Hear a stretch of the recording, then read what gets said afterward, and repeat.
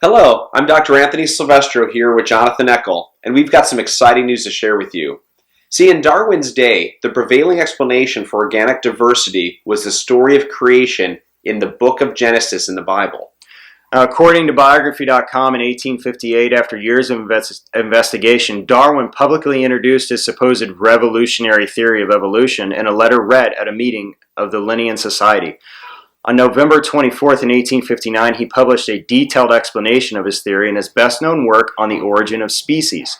Now, this book was the first publication of its kind to present what some scientists today believe to be a scientifically sound and well-organized evidence for evolution. See, according to info.com, the publication of The Origin of Species ushered in a new era in the thinking about the nature of man. The intellectual revolution it caused and the impact it had on man's concept of himself and the world were greater than those caused by the works of Newton and others. The effect was immediate, the first edition being sold out on the day of publication. His book has been referred to as the book that shook the world. Since then, every modern discussion of man's future, the population explosion, the struggle for existence, the purpose of man and the universe, and man's place in nature rests on Darwin.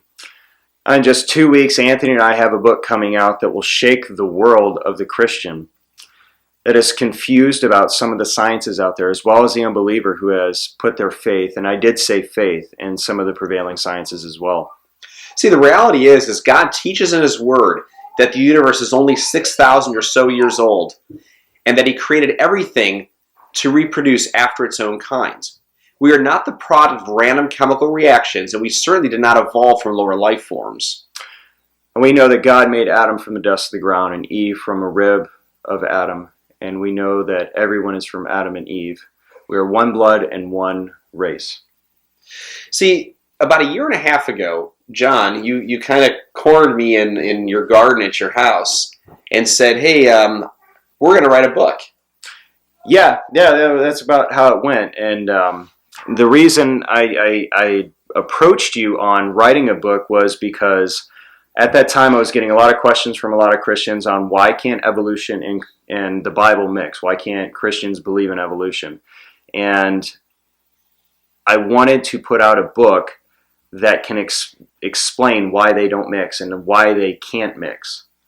Yeah, and the reality is that, there's a lot of good books on evangelism. Yep. There's a lot of good books on creation apologetics and a lot of good books on presuppositional apologetics. Yes. But one thing that is lacking out there is a book on evangelism and how you use these apologetic methods to answer the questions of the unbeliever or to answer the challenges that the unbeliever throws our way. Right. And so I think that's why we wanted to write this book and put it out there for people. Right.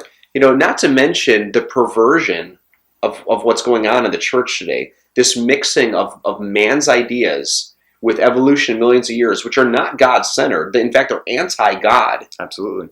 But yet brought into the church. And we have even Christians today trying to amalgamate the two together, right. God's Word and these things. Right. And so in signing off here on this video, we have one question that we're going to throw out there that's going to be answered in this book. And I want you to think about this because the answer is not as simple as it sounds.